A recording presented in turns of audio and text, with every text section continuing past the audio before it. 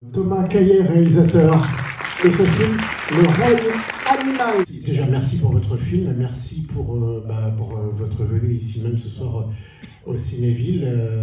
C'est toujours la première question, et puis bien évidemment, on vous laissera le micro également, que vous puissiez intervenir, messieurs, dames. Mais comment on arrive à une telle histoire, Thomas? Donc, j'ai cherché une histoire qui aurait un équilibre entre le réalisme et le fantastique, ça m'intéressait aussi. Et c'est à ce moment-là que j'ai eu un petit coup de pouce du destin, parce que j'ai été appelé par mon ancienne école de cinéma, la FEMIS à Paris, pour remplacer le membre manquant d'un jury. J'ai lu les scénarios des 6 élèves qui étaient encore en études, pour les aider à rebondir sur leur travail. Et le 6e scénario était écrit par une jeune femme qui est devenue ma co-scénariste sur ce film.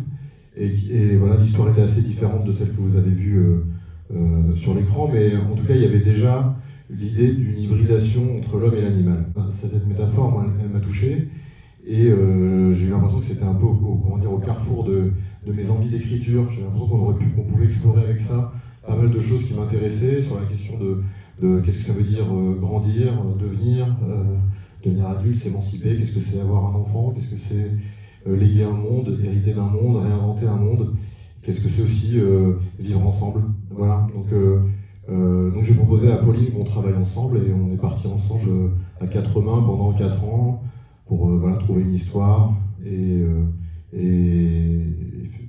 faire un film.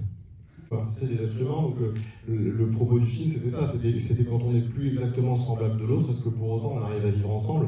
Donc ça me semblait essentiel qu'il ne soit pas agressif. Alors, il y a de l'agressivité chez les créatures, mais elle est toujours justifiée quelque part par un contexte qu'ils subissent, quoi. Ce qui m'intéressait, c'était ça, c'était comment on passe, comment on marche sur cette frontière un peu invisible qu'on a tracée là, comme ça, artificiellement entre nous et tout le reste du vivant, comment il marche là-dessus. Le parti pris au départ, ça a été, parce qu'on savait que ça allait être compliqué, l'histoire des créatures et tout ça, qu'il fallait donner une crédibilité à ça, que ça allait être complexe, on en parlera peut-être. Mais en tout cas, un des premiers trucs qu'on a décidé, c'est de rien faire en studio, de tout faire en réel, pour avoir déjà s'assurer du réalisme de ça, du réalisme de ce qu'on filme. C'est vraiment un film dans des vrais paysages, avec la vraie lumière du soleil qui impacte vraiment le corps des acteurs, les sols sont vrais. Donc voilà, ça m'importait que ce soit juste.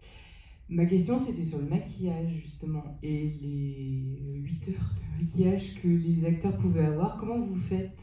C'est-à-dire que vous les maquillez pendant 8 heures et après vous tournez de minuit à 6 heures du matin.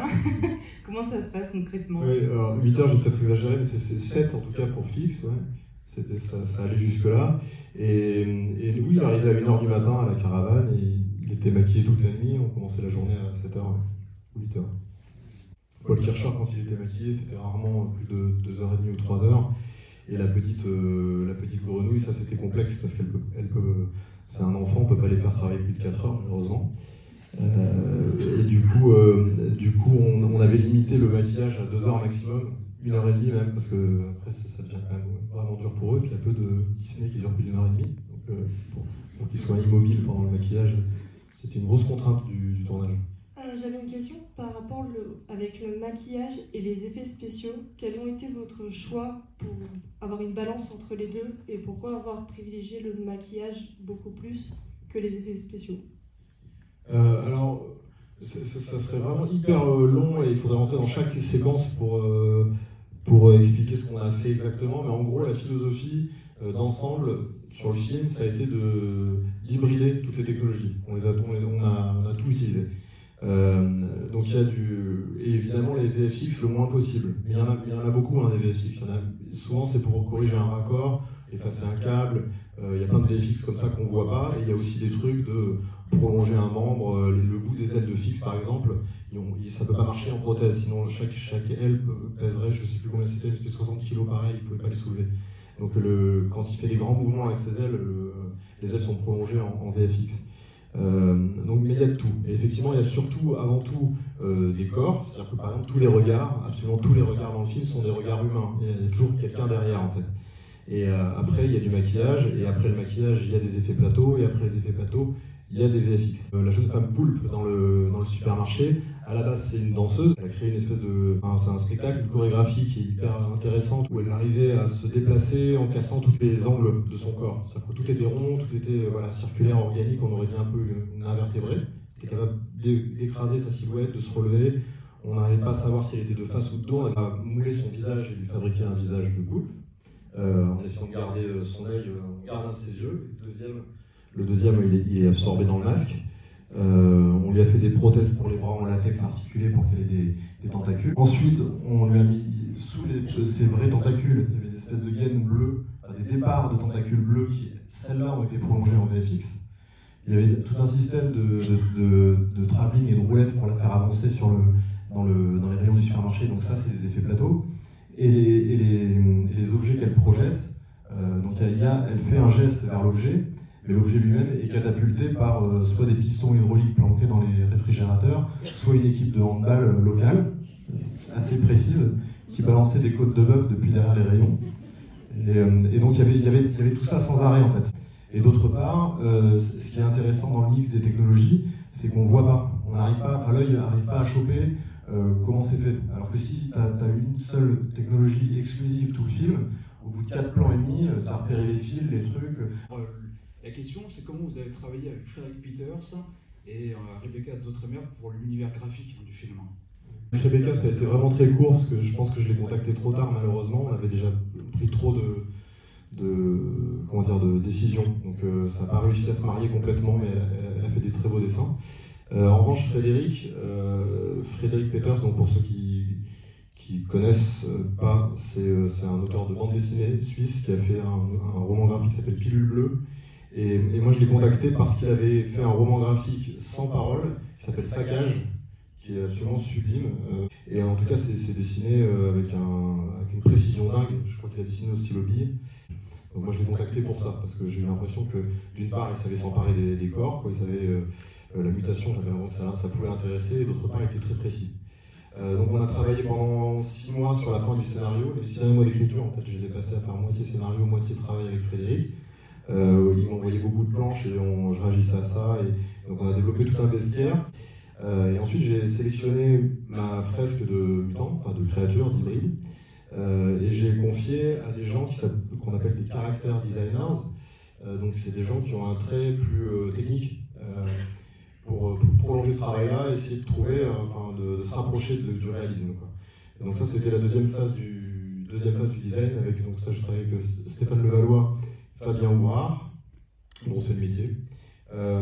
Et parallèlement à ça, j'ai commencé le casting.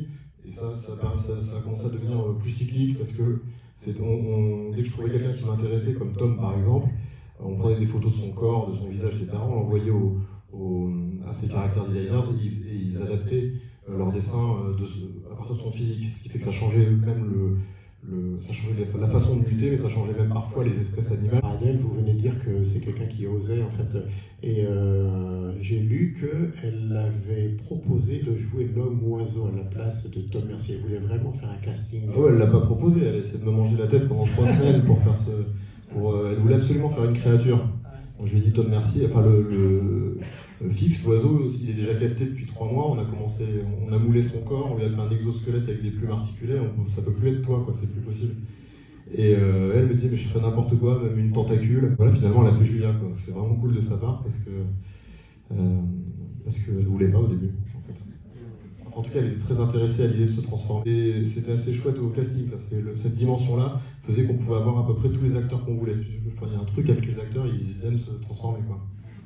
Je pense que ça fait appel, quoi, à un truc de l'enfance aussi, du jeu, quoi, d'inventer son propre personnage, sa propre créature. Donc ceux qui se transformaient pas étaient toujours un peu tristes sur le plateau. Et ils la regardaient un peu en disant ça doit être sympa. Après il y a 8 heures de maquillage par jour, je pense qu'au bout de 2 jours ils en reviennent. Mais je l'ai proposé à Adèle parce que je trouve qu'elle a ça, quoi. Adèle Exarchopoulos, elle a cet aplomb, elle a ce truc hyper naturel où et je trouve que la comédie elle vient un peu de là dans le film. Enfin je sais pas si vous avez trouvé ça très, très drôle, il y a des scènes en tout cas que j'espère un peu drôles. Mais la comédie elle vient aussi de là, du fait que le monde est en train de devenir complètement fou et qu'il y a des gens qui s'échinent à trouver ça parfaitement logique, ce qui se passe. Et elle, je trouve qu'elle le portait très bien, quoi, ce truc-là. Donc le duo Romain Duris-Paul Kircher fonctionne à merveille à l'écran. Mais est-ce que dans la vie, en dehors des scènes qu'ils avaient à tourner ensemble, comment s'est passée cette relation entre eux, et est-ce qu'ils ont juste travaillé cette fusion en fait entre les deux? C'est l'autre miracle, c'est que quand je trouve Paul, déjà il me fait penser à Romain, et il se trouve que Romain Duris, moi j'avais jamais travaillé avec lui, je ne connaissais pas du tout d'ailleurs. Pour moi c'était très clair que ça devait être lui, quoi. Et après on les a mis ensemble et on a testé une scène pour voir si ça marchait. C'était assez miraculeux tout de suite. Vraiment au bout de quelques secondes on voyait plus les comédiens, on avait l'impression qu'ils se connaissaient depuis super longtemps et ça marchait. Il y avait déjà un couple de fiction, quoi. Ils se sont tout de suite hyper bien entendus en fait. Romain sauvait de la noyade plusieurs fois Paul dans le Sud-Ouest. Ils passaient beaucoup de temps ensemble en fait, presque comme des amis d'ailleurs. Et ça a aidé beaucoup. Et c'est vrai que c'est vraiment une dimension du film qui a été d'une simplicité. Voilà, après les scènes, c'est les scènes. On les rentre pas du premier coup, mais ça, ce rapport-là, il a été magique dès le début. Peut-être un mot sur la manière dont le travail s'est fait avec les acteurs, et notamment avec Paul Kircher sur la transformation. Paul, ça a commencé par un casting, ce qui est jamais évident quand on a un personnage de cet âge-là, parce qu'en gros, on sait que l'acteur n'existe pas, qu'il va falloir le trouver. Et donc on a ouvert un peu toutes les vannes, on a fait du casting sauvage, donc les sorties de métro, de lycée, etc.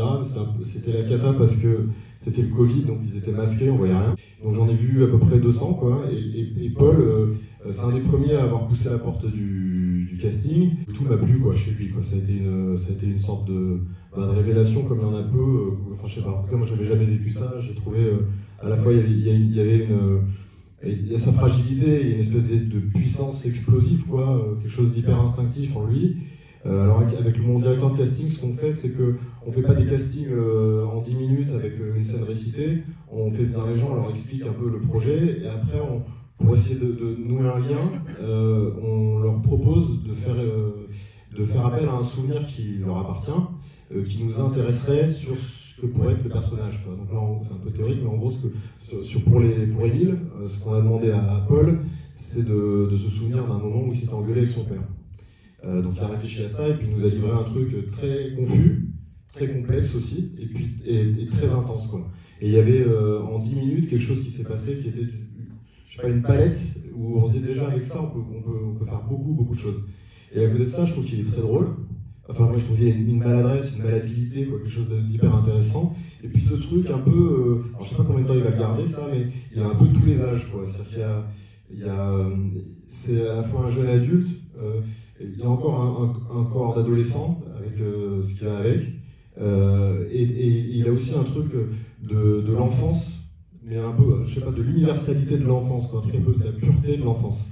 Je l'ai testé 1 an et demi avant le tournage, parce qu'on savait qu'il y aurait une longue préparation physique, donc il s'est entraîné pour être en forme aussi, parce que le tournage était vraiment très exigeant, quoi, de son point de vue. Et puis surtout, on a fait d'abord une approche d'imitation, d'observation du monde animal. Donc je l'ai immergé dans une meute de loups pendant quelques journées chez un animalier. Après cette phase d'observation, d'imitation, on est passé à une phase d'exploration, la façon où il pourrait incarner cette mutation. Donc ça, concrètement, on a loué un studio de danse en face de la prod, et puis il est venu s'entraîner, enfin, il est venu essayer des nouvelles façons d'être, quoi, de se mouvoir, d'interagir avec une chorégraphe pendant 3 séances par semaine pendant, je sais plus, 6-8 mois, quoi, pour essayer de comprendre par quoi ça passerait, quoi, comment ça pouvait surgir du dedans vers le dehors, quoi. Et parfois avec d'autres acteurs du film.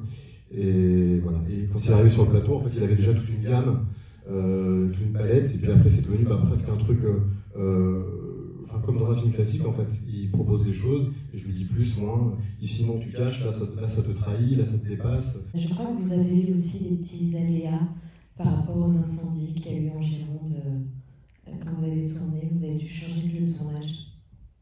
Oui, justement c'était la sortie du supermarché, on tournait la nuit, le supermarché, et la dernière nuit où on a tourné ces séquences, et on était entouré à l'aube par 2 champignons atomiques, quoi, près de la dune du Pilat, une forêt qui s'appelle la forêt de la Teste, dans laquelle on devait tourner 3 semaines, il en reste rien.